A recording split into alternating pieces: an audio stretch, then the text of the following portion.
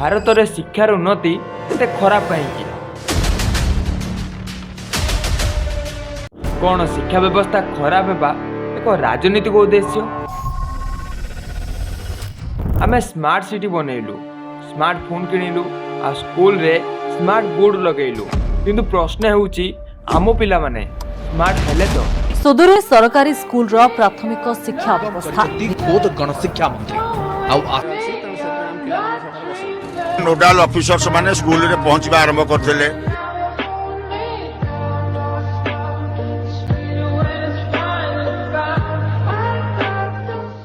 भारतीय शिक्षार मूलदुआ थिला गुरुकुल।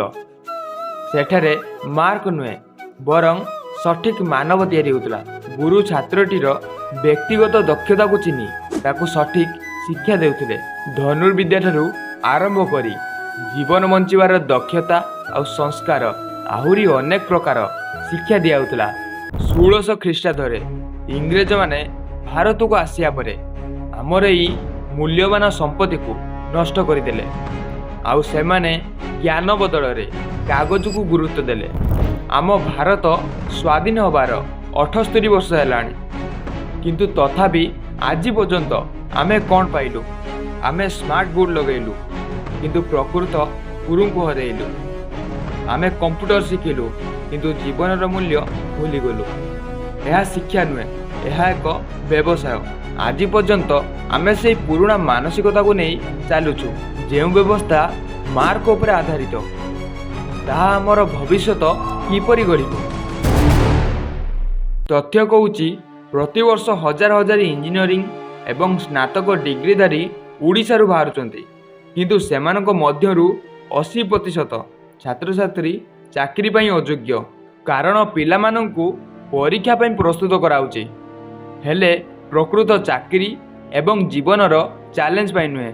जदि आमे जापान रो शिक्षा व्यवस्था को देखिबा, तेबे जापान रो शिक्षा केवल पाठ्यक्रम उपरे नुहे, बरं छात्र छात्री को जड़े उत्तम नागरिक भाव में गढ़ी तोड़ा उपरे अधिक गुरुत्व दिया जाए। प्राथमिक शिक्षा रे प्रति 3 वर्ष पर्यंत जापानी पिलामानंकु परीक्षा चापरू दूरे रखासे।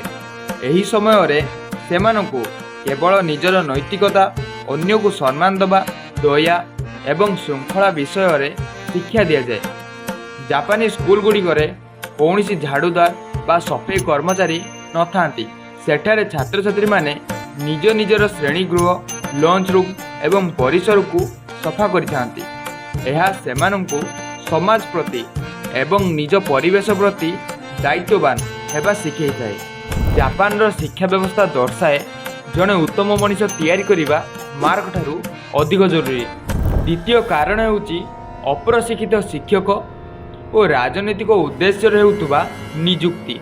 अनेक समय रे उच्च शिक्षागत योग्यता थिबा व्यक्ति बदल रे राजनीतिक हाथ रखिथिबा व्यक्ति अधिक नियुक्ति पाती।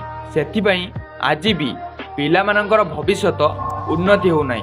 जदि आमे पंचम श्रेणीर पिलामानंकु द्वितीय श्रेणीर बही पढ़िबाकू दियंते, तेबे सेमाने पढ़ी पारिबे नाही। काहेकि जहाँकि सेमाने द्वितीय श्रेणीर बही पढ़िके आसचंती।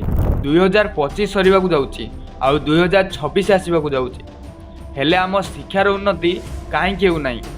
आज पर्यंत शिक्षार साइकल एपरी अछि, सकाळु उठ, मुह धुओ, पाठ पढ़, पुणी ट्यूशन जाओ, घर को आस, स्कूल जाओ, पुणी घर को आस, ट्यूशन पाठ पढ़ा कर, पुणी ट्यूशन जाओ। यह काहेकि होउची? खाली अधिक मार्क पाइबा पई। कौन यहाकू प्रकृत रे शिक्षा कहा जाए? आजिका जुगरे सिस्टम एपरी करि देइछि, जी अधिक मार्क आनिबो सी अधिक प्रशंसा पाइयो। आपण जानि रखंतु, मार्क बेले बेले कबाट खोलिबार साहाय्य करे, किंतु स्किल सीट रे बसिबार दक्षता दिए। सेथिपई बिना स्किल रे कौनसी व्यक्ति बेसी दिन तिष्ठि पारिबो नाही। सेथिपई आपणको पिलामानंकु अधिकरु अधिक स्किल शिखांतु, जहा द्वारा सेमाने निजस्व आत्मनिर्भरशील होई परिबे। आज भी अनेक स्कूल रे शिक्षक मानकर अभाव अछि। जदि शिक्षक मानंकु नियुक्ति मिले, तेबे सेही जगार पिलामानकर भविष्यत उन्नति हेबो। आपणको मत कौन? कमेंट रे कहंतु।